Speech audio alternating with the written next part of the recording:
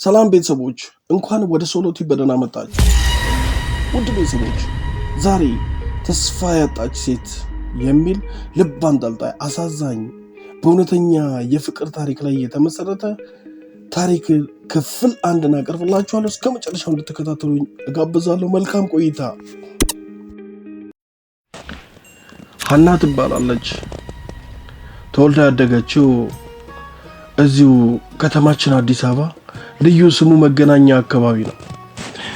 የምትኖረው ከእናትና ከእንጀራ አባቷ ጋር ሲሆን ለእናቷ የመጀመሪያ ልጅ ነች። ታዲያ የሀና ውስብስብና አሳዛኝ ታሪኮች የጀመሩት ገና በለጋ ዕድሜዋ ነው። ሀና ከእናቷ ከአጸደ ጋር እስከ 8 ዓመቷ ድረስ የኖረች ሲሆን ከዛ በኋላ ነበረ እናቷ ቴዎድሮስን አግብታ መኖር የጀመሩት። በእርግጥ የሀና እናት ልጇ ሀናን የወለደቻት ከአንድ ባለጸጋ ቢሆንም ሰውየውን ግን ለሀና ሳታስተዋውቃት ይኸው ሀና የ10 ዓመት ልጅ ሆናለች።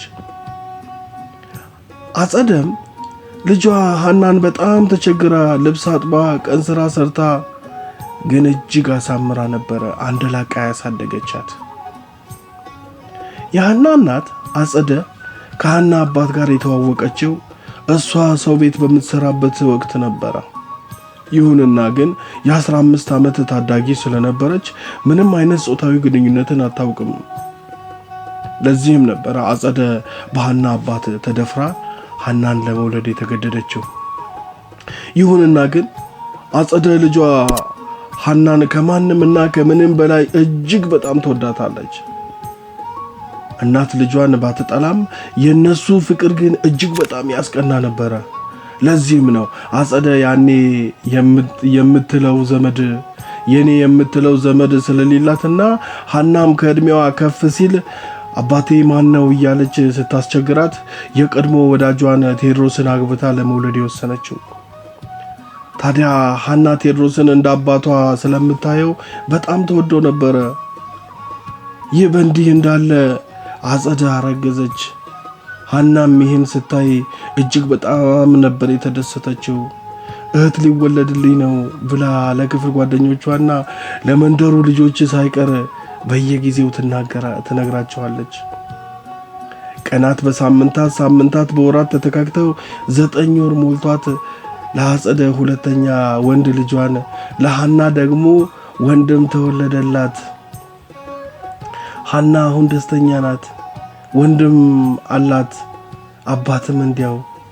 ታዲያ አጸደ አራስ በመሆኗ ምክንያት ሀናና የእንጀራ አባቷ ቴዲ መሬት ላይ ፍራሽ አንጥፈው መተኛት ጀመሩ። በዚህ ጊዜ ነበረ የሀና ፈተና ሀ ብሎ የጀመረው።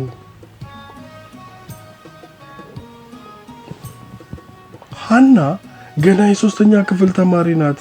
እድሜዋም ገና 10 ነው። ይሁን እንጂ ቴዎድሮስ አብራው ስትተኛ ስሜቱ ይፈታተነው ጀመረ።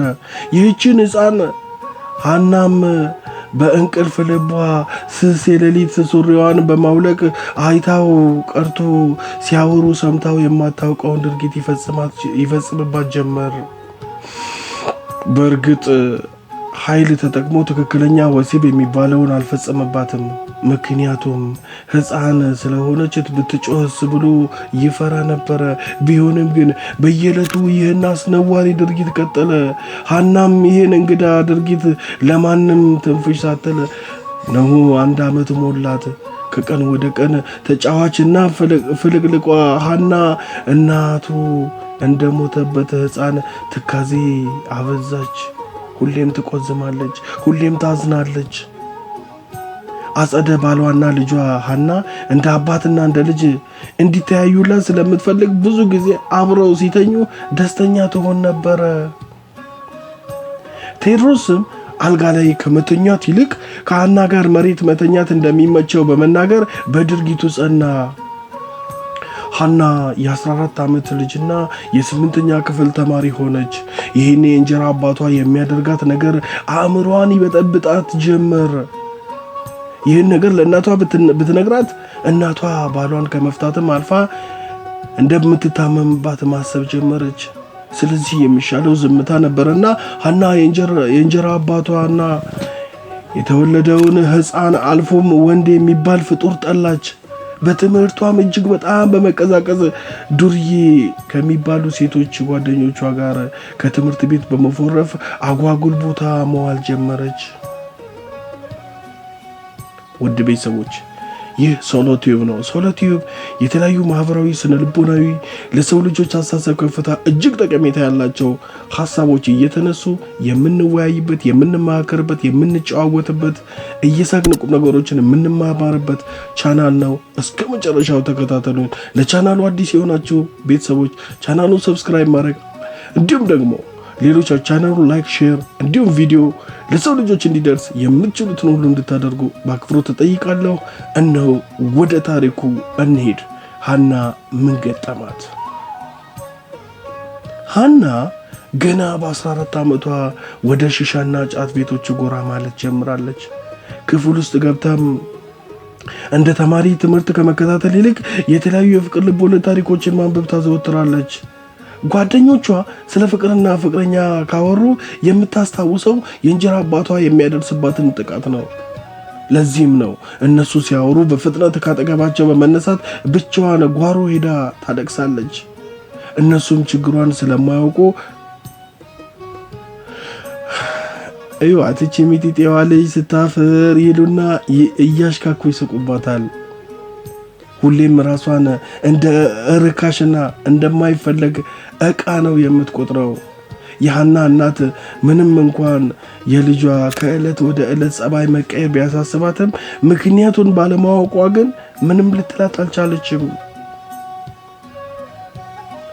የክረምት ወቅት በመሆኑ ትምህርት ተዘጋ።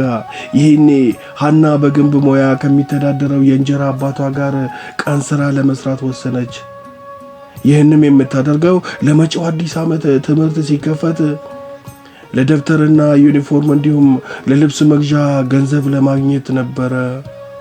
ሐና ለሷ ብላ እንጀራና ዳቦ በመሸጥ ቤተሰቡን ለምታግዘው እናቷ ከልቧ ታዝናለች። ለዚህም ነበረ ስራ ካልሰራው ስትል ቴዎድሮስ ወይም የእንጀራ አባቷ ከኔ ጋር ትስራ ብሎ ሐናን ያሳምናትና አብረው እንዲሰሩ ያደርጋል። ይህን ስትወስን ቴዎድሮስ በደስታ ነበር የተስማማው። እናቷ ግን ልጄ ገና በ14 ዓመቷ ብሎኬትና ባሬላ ብትሸከም ትጎዳይብኛለች ብላ ተቃወመች። ሆኖም ቴዎድሮስ ልጄ ማለት አይደለች እንዴ? ምን አይነት እንዴት ደስ እንዲላት ብቻ ደስ ይበላት እንጂ ትዋል፣ እኔ ከባድ ስራ አላሰራትም በማለት ሚስቱን የሸሞጥ ሳቅ እየሳቀ አሳመናት። ይህኔ ሐና በልጅነት ልቧ ገንዘብ ማግኘት መቻሏን ብቻ እያሰበች ስራዋን ጀመረች። ያያት ሰው ሁሉ ያዝንላት ነበረ። ቴዎድሮስም ከምድር ጀምሮ 4ኛ ፎቅ ድረስ 4 ብሎኬት ያሸክማታል። እዛ ላያቸው እንኳን የልጁ እህት የሚያቃትም አይመስልም። ሁሌም ቅስም የሚሰብር ንግግር ይናገራታል። በተለይ ሁሌም ከስራ ሲመለሱ ቀን ስራ ደስ ይላል አይደል? በይልመጂው መቼስ አንቺ ከዚህ የተሻለ ህይወት አይኖርሽም እያለ ቅስሟን ይሰብር ነበረ።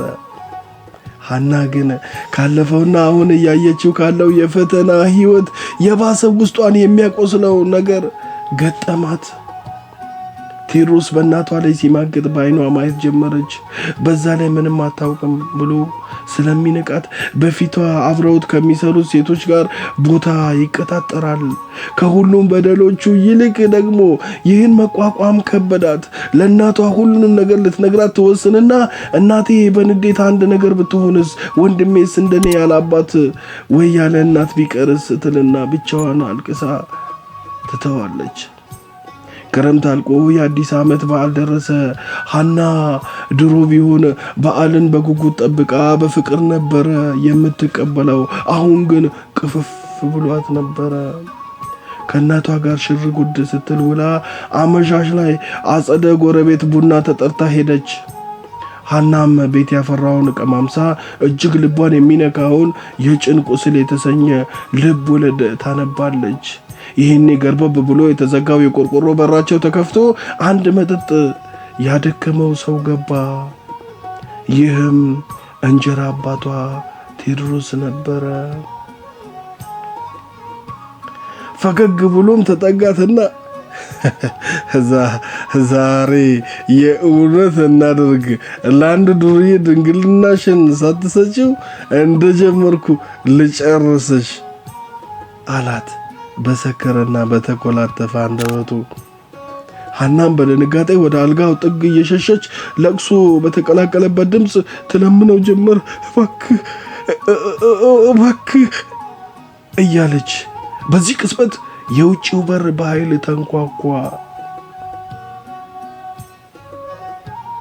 የእንጀራ አባቷ ቴዎድሮስ በስካር መንፈስ ሐናን ሊደፍራ ሲታገል የውጭው በር መንኳኳቱን እንኳን አልሰማም ነበረ።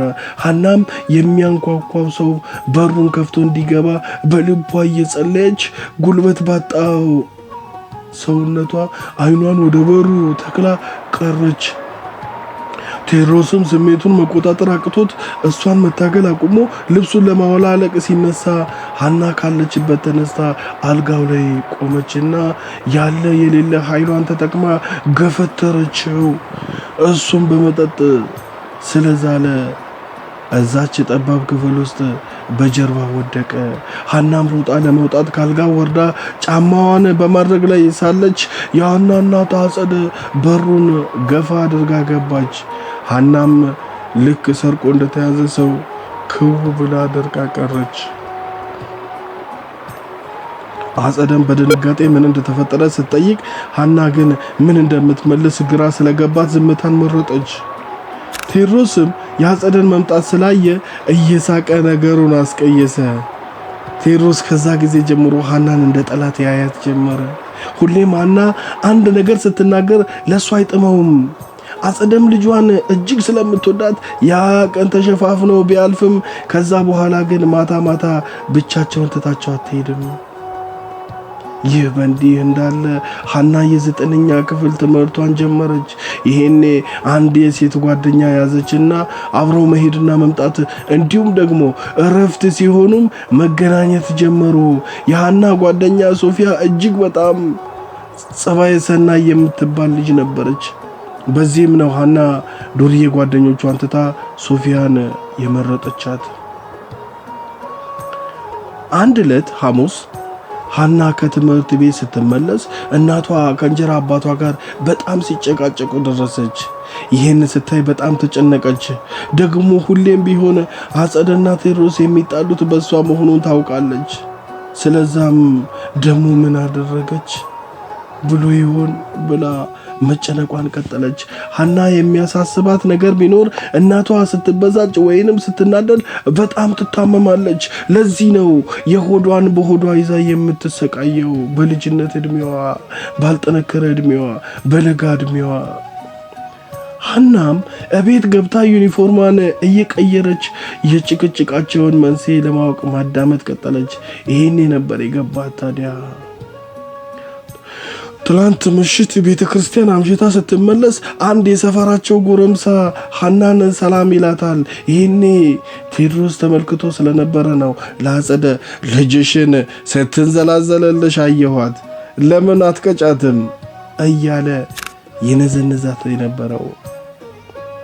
ሐና ይህን ስትሰማ ሽምቅቅ አለች። ሐና እንኳን ከወንድ ጋር ልትንዘላዘል ወንድ ጓደኛ እንኳን የላትም። ይሄ ልጅሽ ተንዘላዘለች የሚለው ወቀሳ ሲበዛባት አጸደ ሐናን ለመምከር ቴዎድሮስና ትንሹ የሐና ወንድም የማይኖርበትን ሰዓት መረጠች። ከዛም ለሐና ያሳለፈቻቸውን ችግሮችና የሐና አባት ልጅ እያለች ደፍሯት ሐና እንደተረገዘች ነገረቻት። ሐና ከተለያዩ አላግባብ ድርጊቶች እንድትቆጠብና ያለ ዕድሜዋ አጉል ቦታ እንዳትወድቅባት ማስጠንቀቂያ ያዘለ ምክር እንባዋን እያዘነበች ሰጠቻት። ሐናም ከመቼውም በላይ ለእናቷ ያላት ፍቅርና ሐዘኔታ ጨመረ። እናትና ልጅ ተቃቅፈው አለቀሱ። ሐናም እማዬ እርግጠኛ ነኝ አንድ ቀን አኮራሻለሁ እኔ አለቻት። እናትም በስስት እያየቻት ሐና ልጄ ያንቺን ስኬት አይቼ ብሞትም ቅር አይለኝም አለቻት። ሐና የ10ኛ ክፍል ትምህርቷን ልትጀምር ጥቂት ወራት ሲቀራት እናቷ ኑሮን ለማሸነፍና ባሏን ለማገዝ ጠላ መሸጥ ጀመረች። ይሄኔ ሐናም እናቷን ለማገዝ ከትምህርት መልስ ማስተናገድ ጀመረች። ይሄኔ በቤታቸው የዱርዬ ማዕት ይመጣ ጀመረ። በዚህም ሐና ትምህርቷን በስርዓት መማር አልቻለችም። በዛ ላይ ደግሞ በተደጋጋሚ የእንጀራ አባቷ መነዝነዙን ቀጠለ። አንድ ቀን ሐና ብቻዋን ቤት ስትቀመጥ ጠላ የሚጠጡ 7 ጎረምሶች መጡ። ይሄኔ ሐና ሁሌም እንደምታደርገው ጠላ ቀርታላቸው ተቀመጠች። እነሱም ደጋግመው ሲጠጡ ቆይተው 6ቱ በጣም ሰከሩ። ሐናንም ለመድፈር ይጠቃቀሱና የተናኮሏት ጀመሩ። ሐናም በጣም ፈርታ እንዲወጡ አልቋል አለቻቸው። እነሱም አላለቀም ቅጂ ካለዛ አንከፍልም አሉ። በዚህ መሃል አንከፍልም ክፈሉ። ሐና ያላቀሟ እያለቀሰች ስትሟገት ከመሃላቸው አንዱ አባብሏት በሩን በሙሉ ከፍሎ እንዲወጡ አደረጋቸው። ከዛ በኋላ ሐናም ልጁ ላይ ቀልቧን ጣለች። እሱም እሷን ብሎ መመላለስ ጀመረ። ምንም ሳይባባሉ በአይናቸው ያወራሉ። እጇን እንኳን ሳይነካት በፍቅሯ ክንፍ አለ። እሷም ለሱ የተለየ ስሜት ይሰማት ጀመር። ውድ ቤተሰቦች ይህ ሶሎ ቲዩብ ነው። ሶሎ ቲዩብ የተለያዩ ማህበራዊ ስነ ልቦናዊ ጉዳዮች የሚተላለፉበት የእናንተው ምርጥ ቻናል ነው። ቤተሰቦች ለኢትዮጵያችን ከፍታ፣ ለአስተሳሰባችን ለውጥ ሁሌም የሚተጋው ሶሎ ቲዩብ የተለያዩ ምርጥና እጅግ አስተማሪ የሆኑ የተለያዩ ቪዲዮዎችን ለቅቅ ያለው። እስኪ ቻናሌን ግቡ፣ ጎብኙ። ስለመጣችሁ በጣም አመሰግናለሁ። ለቻናሉ አዲስ የሆናችሁ ሰዎች ቻናሉን ሰብስክራይብ፣ ቪዲዮ ላይክ፣ ሼር ማድረጋችሁን እንዳትረሱ። እነሆ ሐና ምን ይገጥማት ይሆን? ታሪኩ ይቀጥላል። ሐና ምንም እንኳን ወንድ ልጅ ብትጠላ ባለፈው ስታለቅስ ያዘነላትና ከጓደኞቹ ይልቅ እሷን መርጦ ከጥቃት ያዳናትን ወንድ ከልቧ ቦታ ሰጥተዋለች። ከትምህርት ቤት መልስ ወደ ቤት ስትመለስ ጠላ ባለቀን ልጁን እስክታየው ትጓጓለች። ከሱ ጋር መታየት ብቻ ደስ ይላት ነበረ። ምናልባት እንኳን ልጁ ከሴት ጋር ስልክ ካወራ ውስጧ የቅናት መንፈስ ሲሰማት ይታወቃታል። ልጁ ኩርቤል ይባላል።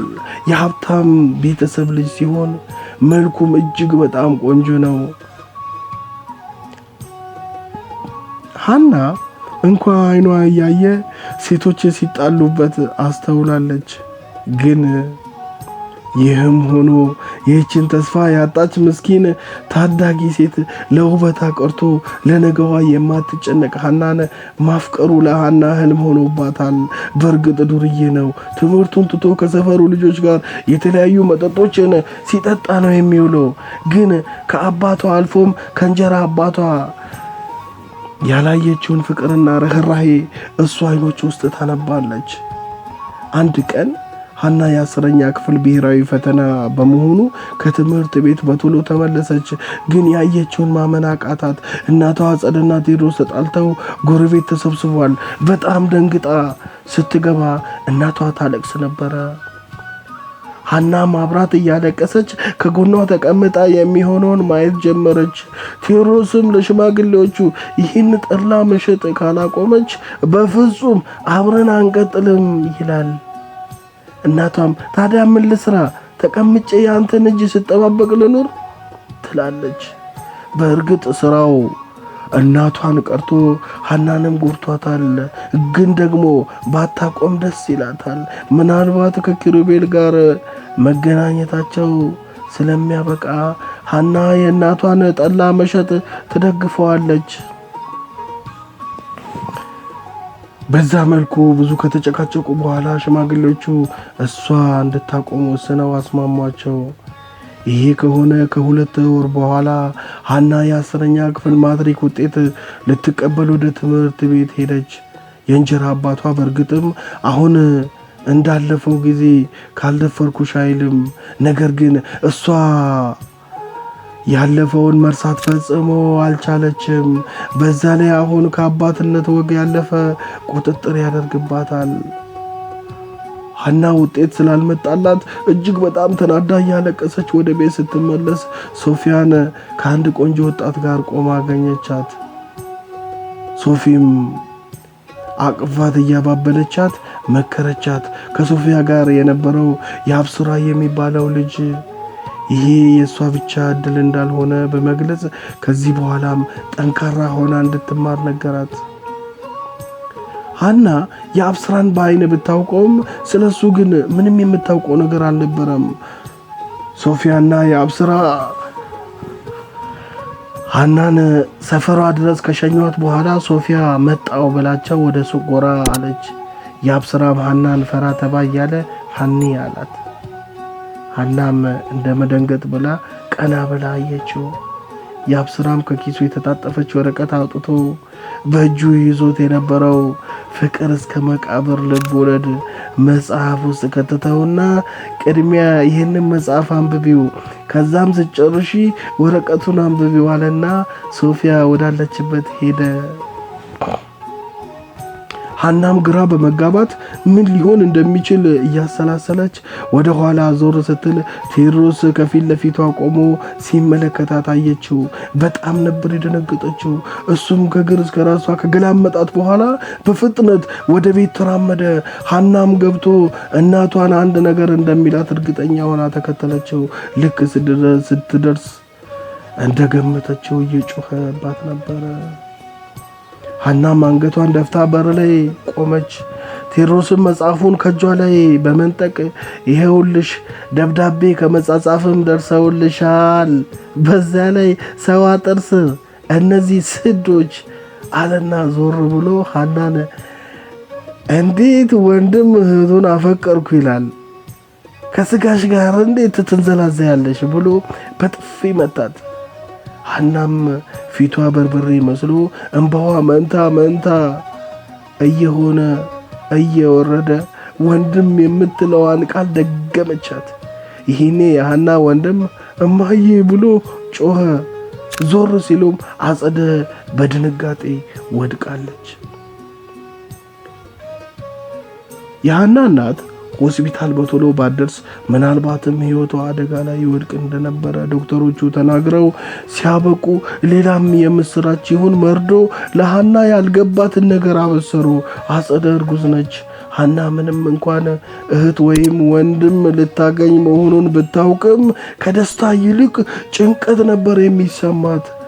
ያን ጊዜ ወደ ኋላ ተመልሳ አሰበችው። የእንጀራ አባቷ አብሯ ሲተኛና እስከዛሬ ከውስጧ ተፍቆ ሊወጣ ያልቻለው የህሊና ቁስሏ ታወሳት። በዛ ላይ እናቷ ስትወልድ ብዙ ትሰቃያለች። ይሄ ሁሉ ተደማምሮ ሀናን ህልም በሆነ ሲያስብላት፣ የእንጀራ አባቷ ቴዎድሮስ ግን በደስታ ፈነደቀ። ልጄ እህት ሊያገኝ ነው አለ በምጸት ፈገግ ብሎ። ሀና ይህን ንግግሩን በሰዓቱ ባታስተውለው እያደረ ግን እሷን ማግለል ፈልጎ እንደሆነ ስትረዳው ብቸኝነት ተሰምቷት ከልቧ ታነባለች፣ ታለቅሳለች። ብቻዋን መሆን ያስደስታል። አጸደ ከሆስፒታል ወጥታለች። ይሄኔ ሀና ከ3 ቀን በፊት ስለተፈጠረው እናቷን መጠየቅ ፈልጋ እማለች። አንገቷን ወለሉ ላይ እንደሰካች ወይዬ ልጅ ያለች አጸደ የአብስራ ምን ነው ደግሞም ቴዲ እንዳለው አይደለም፣ ምንም አላረግንም፣ አላውቅም ነበረ። ዛሬ ከሶፊ ጋር መጥቶ እንባዋ እየቀደመ ንግግሯን አላስጨርሳላት።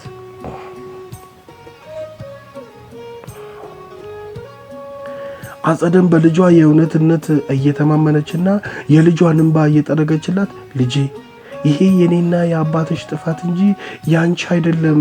ያብስራ የአባትሽ ልጅ ነው። ብዙ ወንድሞች አሉሽ።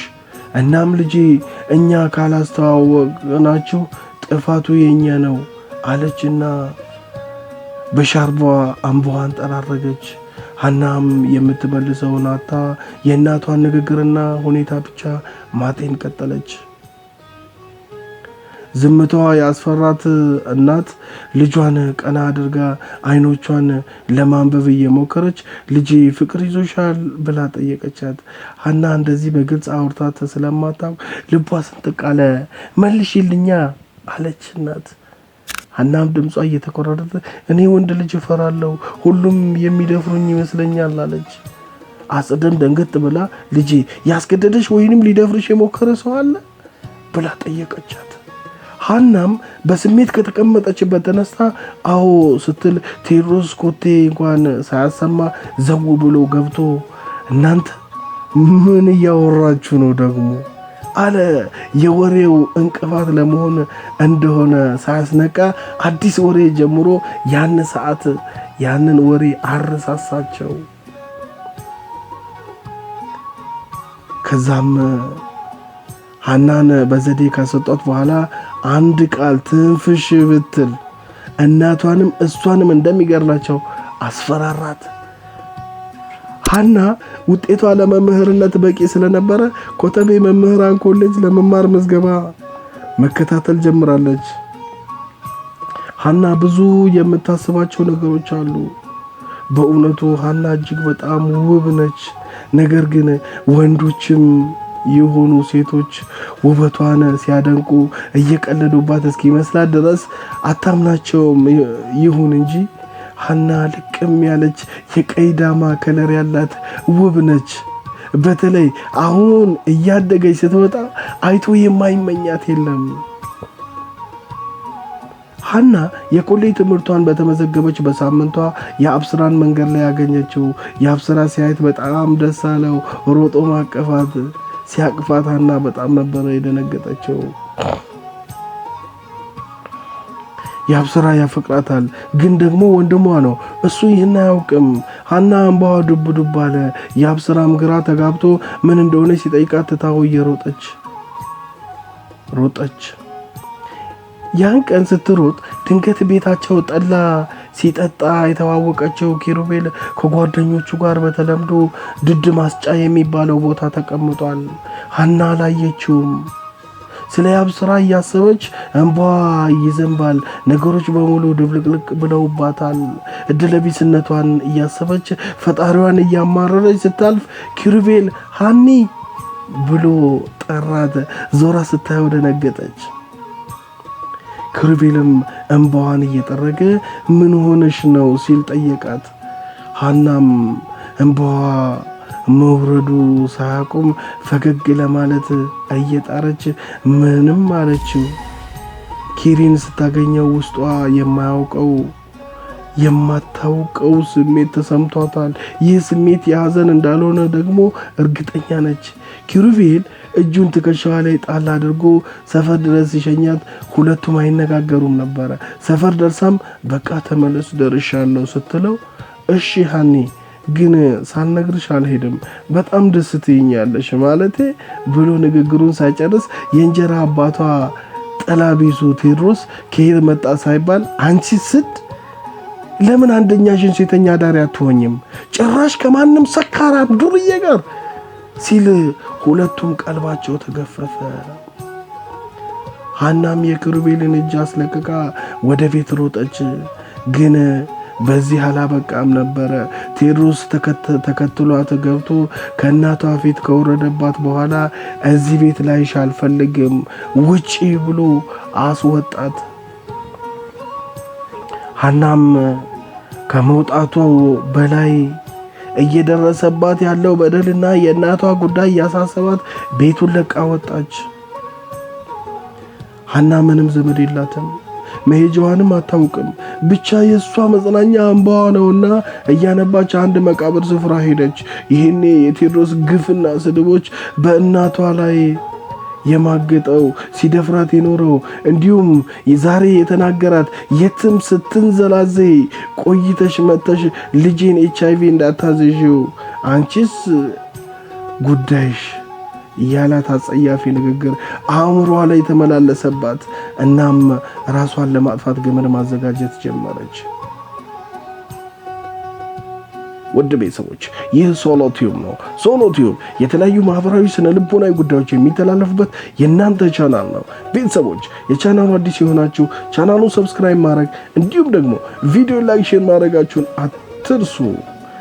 ይህ ቻናል ለአስተሳሰባችን ከፍታ፣ ለሀገራችን፣ ለማህበረሰባችን፣ ለወዳጅነት፣ መተሳሰብን፣ ፍቅርን፣ አንድነትን እንዲሁም ደግሞ ጓደኝነትን፣ ቤተሰባዊነትን የሚያጠነክሩ ሐሳቦች የሚንሸራሸሩበት የእናንተው ቻናል ነው። ሀና ምን ገጠማት? እንዲሁም ደግሞ ምን ይገጥማት ይሆን? እስኪ በታሪኩ ላይ ያላችሁን አስተያየት እንዲሁም ኮሜንት መስጫው ላይ ማስቀመጣችሁን አትርሱ። ታሪኩን እንቀጥላለን። ለመሆኑ ሀና ምን ይገጥማት ይሆን? ሀናም ራሷን ለማጥፋት ገመድ ማዘጋጀት ጀመረች። ሀና ራሷን ለማጥፋት ከወሰነች ሰዓታት አለፉ። ገመዱ እንዳይበጠስ አስተካክላ ጨረሰች እና ከተቀመጠችበት ተነስታ የመቃብር ስፍራውን በዓይኗ መቃኘት ጀመረች። ጸጥታው ከመስፈኑ የተነሳ ነፋሱ ዛፎቹን እርስ በርስ ሲያጋጫቸው ያለው ድምፅ ብቻ ነው የሚሰማው። ሀና ቀና ብላ ሰማዩን ተመለከተች። ሰማዩ ወደ ማደሪያዋ፣ ፀሐይዋ ወደ ማደሪያዋ ልትጠልቅ ስትል የምታሳየውን የብርሃን ውበት እያየች ሳታስበው እንባዋ መንታ መንታ ሆኖ ዱብ አለ። ከዛሬ በኋላ እንገናኝም ፀሐይ አለች ለሰው ልጅ የምታወራ ይመስል። ከዛም በመቃብሩ በስተቀኝ የተጠቀጠቀው ጫካ ገመዷን ይዛ አመራች። መቃብሮቹን ልትጨርስ ጥቂት ሲቀራት አንድ ቦታ ዓይኗ ተተክሎ ቀረ። እጅግ በጣም የምታምር ዕድሜዋ ከ20 የማትበልጥ ወጣት መቃብር ነበረ። መኖር እየፈለግኩ መሞቴ ግድ ሆነና አንተ ዘንድ መጣሁ ይላል መቃብሯ ላይ የተጻፈ ጽሑፍ። ሀና ቆማለች። አንገቷንም እናቷንም ማሰብ ጀመረች። ይሄኔ እናቴ እኔን ፍለጋ እየባከነች ይሆናል እኮ አለች ሀና። ገመዱን ተንጠልጥላ እያሰረች እያለ የኔ ልጅ የሚል ድምፅ ሰምታ ዞር አለች። አንዲት መነኩሴ ወደ እሷ እየቀረቡ ተመለከተች። ሀናም ተስፋ በቆረጠችበት ዓይኗ እየተመለከተቻቸው አቤት እማዬ ሆይ አለች። መነኩሴያም የእናትነት አንጀታቸውን እርጅናቸው ሳያግደው ምን ብትሆኝ ነው በዚህ ዕድሜሽ ፈጣሪ የሚያዝባትን ነፍስሽን ለማጥፋት የተዳፈርሽው ልጄ አሏት ካጠገቧ ደርሰው። እናም ሀናም እልህና የመሸነፍ ስሜቷ እየተፈታተናት ማልቀስ ጀመረች። መነኩሴዋም የሀናን እጅ ያዝ አድርገው ባይንገረኝ እንዲህ የሚያደርገሽን አሏት። ሀናም እኔ እኮ ከሞትኩ ቆይቻለሁማ አለች ሳግ በተናነቀው አንደበቷ። መነኩሴዋም ሰውነታቸውን ዝግንን እያላቸው መቼ ነው ኖርሽና ልጄ? ይህ የሰይጣን ስራ ነው የኔ ልጅ በይ ነይ ብለው በደካማ አቅማቸው ሀናን እየጎተቱ ወደ ቤተ ክርስቲያን ደጅ ወሰዷት። ሀናም ለመነኩሴዋ ስለ እናቷም ስለ እንጀራ አባቷም ሁሉንም ነገር ነገረቻቸው። ሁለቱም ግን እንባቸውን መቆጣጠር አልቻሉም ነበረ። እሳቸውም ምንም እንኳ ሀና ብታሳዝናቸውና ከጎናቸው ሊለዩት ባይፈልጉም እናቷን አስበው ሀናን ወደ ቤት መመለስ እንዳለባት ነግረዋት፣ ሀና ግን ብትመለስ እንኳ እንደማያስገባት ነገረቻቸው። እሷም ሀናን ለማሳመን የመጨረሻ አማራጫቸውን ወስደው እንዲህ አሏት፣ ልጄ እናትሽ ለአንቺ ነው የምትኖረው። ስለዚህ ብታጣሽ ትሞትብሻለች። ከዛ በማህፀኗ የተሸከመችው ሕፃንም ወንድምሽም ከአንቺ የባሰ ዕጣ ይገጥማቸዋል። ይህን አታደርጊ ልጄ፣ ወደ እናትሽ ተመለሺ። አሁን ደግሞ እያደግሽ ነው። በቅርብ ራስሽን ችለሽና ስኬት ላይ ቆመሽ ታኮሪያታለሽ። የሚቀናብሽም ያፍራል አሉ በመማፀን። ሐናም የተናገሯትን በጠቅላላ መሬት ጠብ ሳታረግ ከልቧ አሰፈረችው። መነኩሴያን እየሄደች እንደምትጠይቃቸው ቃል ገብታላቸው ምሽት 1 ሰዓት ተኩል ወደ ቤቷ ገሰገሰች። ሐና ቤት ስትገባ እናቷ ስታለቅስ መቆየቷ ያስታውቅ ነበረ። ቴዎድሮስ ግን እቤት አልነበረም። እናቷ ልጇን ስታይ በእፎይታ ፈጣሪዋን አመስግና እራቷን ሰጣት። ምንም ሳይነጋገሩ ተኛች።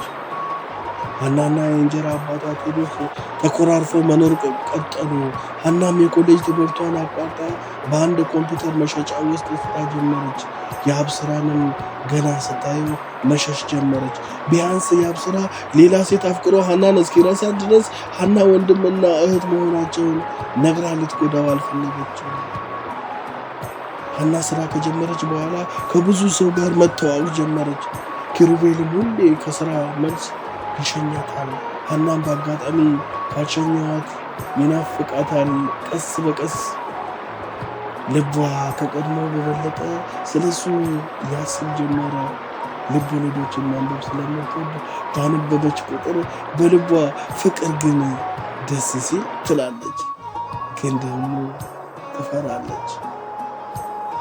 ይህ በእንዲህ እንዳለ አንድ ቀን ቴዎድሮስ ብቻዋን አስቀመጣትና ሐና የኔን አለቃ አቶ ጌታቸውን አወቅሽው አላት። እሷም አዎ አለች። እድለኛ ነሽ፣ ሊያገባሽ ይፈልጋል፣ አስቢበት፣ እናም ደግሞ ስትንዘላዘይ እንዳያይሽ አላት። ትእዛዝ በሚመስል ንግግር ሊያገባሽ? ኧረ እኔ አላገባም ብላ ደንግጣ ቆመች። ወደሽ ነው ብሎ ተነስቶ ወጣ። ሐናም እንባዋ ዱብ ዱብ አለ። ሐና ከማታውቀውና እናቷን እንኳን በዕድሜ ከሚበልጥ ሰው ጋር በእንጀራ አባቷ ግፊት ልታገባ ነው። ሰውየው ጌታቸው ይባላል። ብዙ ቦታዎች ላይ ኃላፊነትና ስልጣን ያለው ሰው ነው። በተጨማሪም ገንዘብ አለው። በቃ ቴዎድሮስ ይህን አይቶ ብቻ ነው ሐናን ሊድርለት የወሰነው። ደግሞ የሚገርመው ይሄኔ የሐና እናት አጸደ አታውቅም። ብታውቅ ይህ እንዲሆን አትፈቅድም። ሐና ብቻዋን ስታስብ ቆይታ ይህን ግን አልችልም አለች። ብቻዋን ይህን ስትል ድምፅ አውጥታ ስለነበረ እናቷ ሐና ምን ሆነሻል ልጄ? ብቻሽን ማውራት ጀመርሽ እኮ አለቻት። ሐናም እማዬ ይህን እኔ አልፈቅድም፣ በፍጹም አይሆንም። የእስከ ዛሬውን በደሌን ችዬ ኖሬያለሁ፣ አሁን ግን በቃ አለች። ሐና ስሜታዊና ተናዳጅ ሆናለች። በዛ ላይ እንደ በፊቷ ችግሮቿን በእንባ ብቻ ከመሸፈን ይልቅ በመፍትሄ ታምናለች። አጸደ ግራ ተጋባች። እሷ የምታውቀው ሁሌም ለልጇ እንደምትኖር ነው። ሐና ግን ያለፈው በደሌ ይበቃል ማለቷ አጸደን ረብሻት፣ እረፍት ነሳት፣ ህሊናዋን ቆጠቆጣት። ልጄ ሐና እኔ እኮ የምኖረው ላንቺ ነው። ለምን አትረጅኝም? እንደ ሀብታም ልጅ ባላቀብጥሽም ያልሽው ሁሉ ባይገዛልሽም ልጄ ከፍቶሽ እንዳላይ እኮ ብዙ ለፍቻለሁ፣ እየለፋውም ነው ልጄ አለቻት። እናትና ልጅ ወደ ባሻ ናቸው። ሁሌም ሲከፋቸው ከንግግራቸው እንባቸው ይቀድማል። ሐናም የእናቷ እንባ ስለሚረብሻት እሷን ላለማየት ጥረት እያደረገች አንገቷን ደፍታ ድሮ ነበራ ለእኔ የምትኖሪው፣ አሁንማ የምትኖሪላቸው ልጆች አሉሽ። አጸደ ከፊቷ ተቀምጣ የምትፈራው ልጇ አልመስልሽ አለቻት። ከዛ ጥቂት ዝም ካለች በኋላ ልጄ እኔ እኮ መቼ እንደምሞት አላውቅም። የወለድኩት ወንድምሽ አሁን በማህፀኔ የተሸከምኩት ልጅም ላንቺው ብዬ እንደሆነ ደጋግሜ ነግሬሻለሁ። ግን ልጄ በአሁኑ ፈርቻለሁ። ደሜ በጣም ከፍ እንዳለ ነግረውኛል። እናም ልጄ ወይ በንዴት ወይ ስወልድ ልሞትብሽ እችላለሁ። ልጄ ሳትደብቂ ለምን እንዲህ እንዳልሽ ንገሪኝ። ይህን ስትል ብነግራትና ብትሞትብኝስ ብላ ደነገጠች። ግን መደንገጧን ላለማስነቃት እየጣረች እማዬ ስራ ቦታ አናደውኝ ነው፣ ይቅርታ አድርጊልኝ፣ እኔ እንድትናደጅብኝ አልፈልግም፣ ደሞ አትሞችብኝም አለችና እናቷን እቅፍ አድርጋ ሳመቻት። ሐና ጌታቸውን ማግኘት ጀመረች። ቴዎድሮስም በዚህ ደስተኛ ይመስላል። ጌታቸው ለሐና ብዙ ነገር ያደርግላታል፣ ገንዘብ ይሰጣታል፣ ስጦታዎችንም ያበረክትላታል። በዚህ መልኩ 6 ወር ሞላቸው።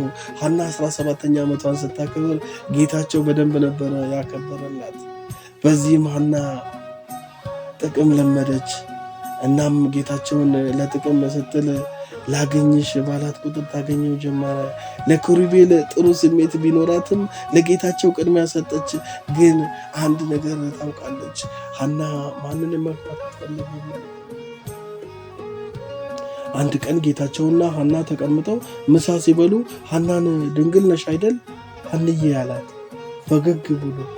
ሐናም የእንጀራ አባቷ ለረጅም ጊዜ ያረጋትን አስታውሳ ደነገጠች። በዚህ ጊዜ ጠዋት ጠጥታ ያልዋጠችው ውሃ ትናላት። ለካ ይሄም አለ፣ ለካ ቀን ይጠብቃል እንጂ ሁሉም ነገር በጊዜው ይወጣል። እናም ጌታቸው ድንግል ካልሆንኩ እንደማይፈልገኝ ከሁኔታው ተረድቻለሁ። በእርግጥ ይሄ ለእኔ ጥሩ ነው፣ ግን ምን ምክንያት ላቀርብ ነው? እንዴት ድንግልናዬን የወሰደው የእንጀራ አባቴ ነው እላለሁ አለች። ሐና እንባዋ ጉንጯን አልፎ ደረቷን እያረሰው ጌታቸው በሐና ትንታ ተደናግጦ ደግሞ ባይጠይቃትም መልሶ ግን እንደሚጠይቃት ግልጽ ነው። በዛ ላይ ሐና በሚቀጥለው ዓመት 18 ዓመት ስለሚሞላት ያኔ ሽማግሌ ልኮ እንደሚያገባት ለሷም ለእንጀራ አባቷም ተናግሯል። ሐና ስራ ስትሰራ ቀልጣፋ፣ በዛ ላይ ቆንጆ ስለሆነች እሷ ጋር መጥቶ ተስተናግዶ ሳይመኛት የሚሄድ አልነበረም። እሷም ስልክ ቁጥርሽን ሲሏት የስራዋ ባህሪ እምቢ አያስብልም ነበርና ስለምትሰጣቸው ብዙ ጊዜ ስልኳን ትዘጋዋለች።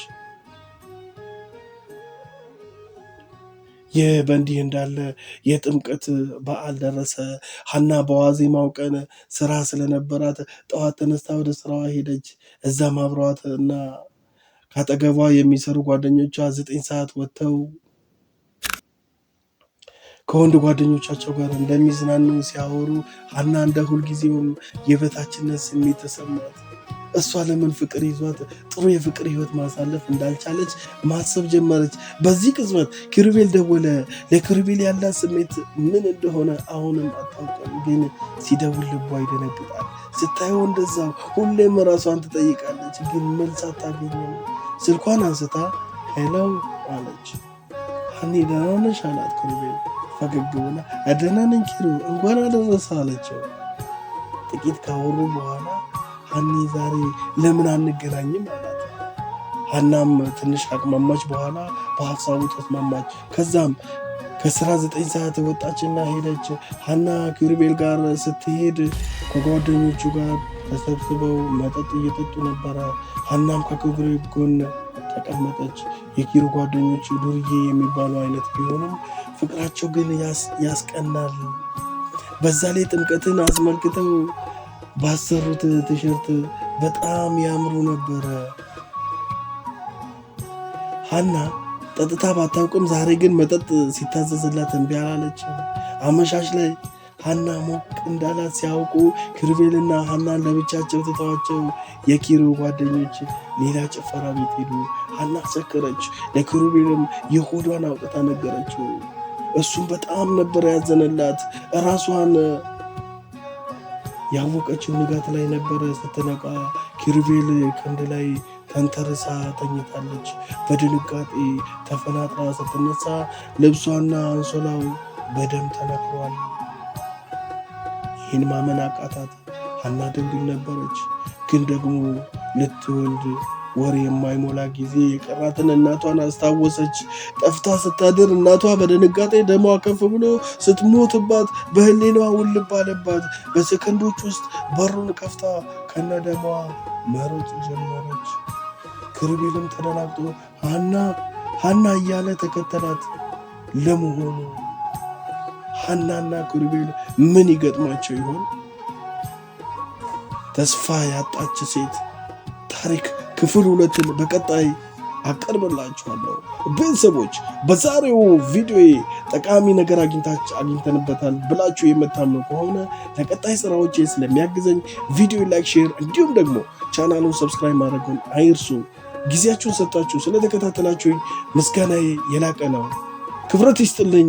ተስፋ ያጣች ሴት ክፍል 2 ታሪክ በቀጣይ ይቀርብላችኋል። አመሰግናለሁ።